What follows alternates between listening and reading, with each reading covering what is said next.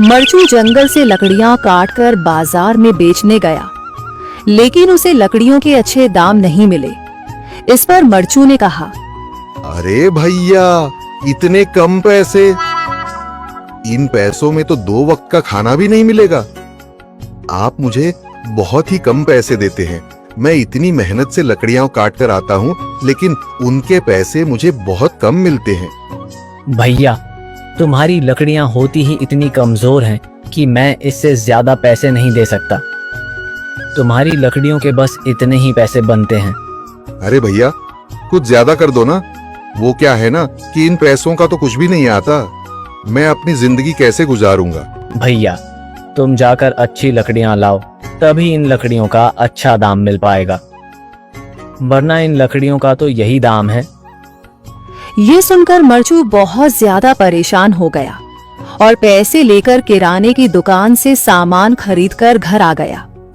घर पहुंचते ही मरचू की पत्नी सीता ने कहा, अरे जी, सामान ले आए आप? हाँ जी, सामान ले आया हूँ। सीता के चेहरे पर खुशी छा जाती है, लेकिन जब उसने सामान देखा, जी, इसमें तो बहुत थोड़ा सामान है। हाँ सीता, मुझे पता है कि यह सामान बहुत थोड़ा है, लेकिन मैं क्या करूं? मेरे पास जितने पैसे थे, मैं उतने का ही सामान लेकर आ गया हूँ। इस तरह हमारा गुजारा कैसे हो पाएगा जी? आपको तो पता ही है कि हम कितनी मुश्किलों से गुजारा करते हैं। हाँ हाँ, मुझे पता है, लेकिन मैं कर भी क्या सकता हूँ?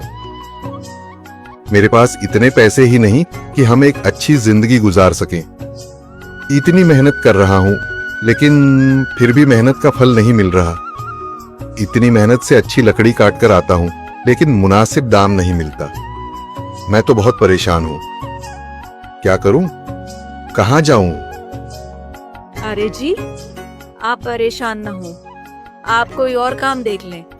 मैंने कई बार काम तलाशने की कोशिश की, पर किसी ने भी मुझे काम नहीं दिया। ये सुनकर सीता भी काफी ज्यादा परेशान हो गई। मरचू से सीता की परेशानी नहीं देखी गई। उसने अपनी पत्नी सीता से कहा, मैं फिर से जंगल की ओर जा रहा हूँ। अरे जी, अभी मत जाइए ना, वैसे भी शाम हो रही है। आप कल चले जाइएगा, अभी मत जाइए। ठीक है, अगर तुम रोक रही हो तो मैं नहीं जाता।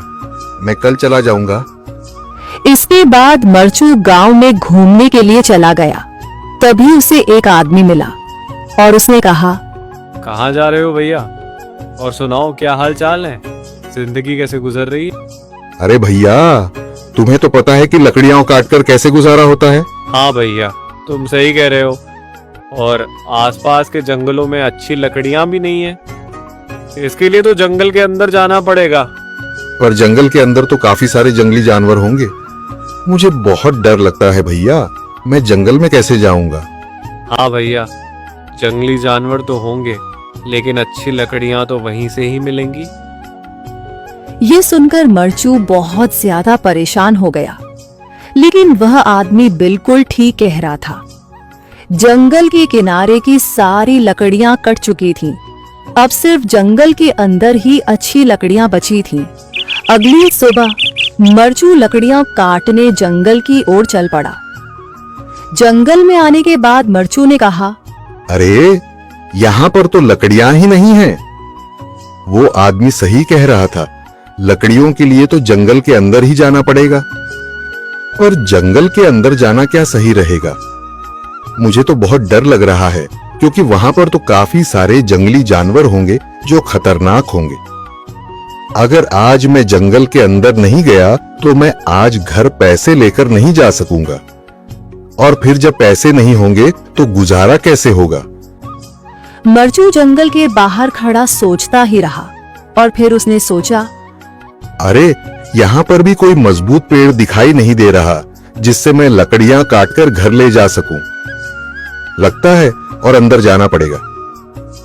यही सोचकर मरचू जंगल के अंदर चला गया।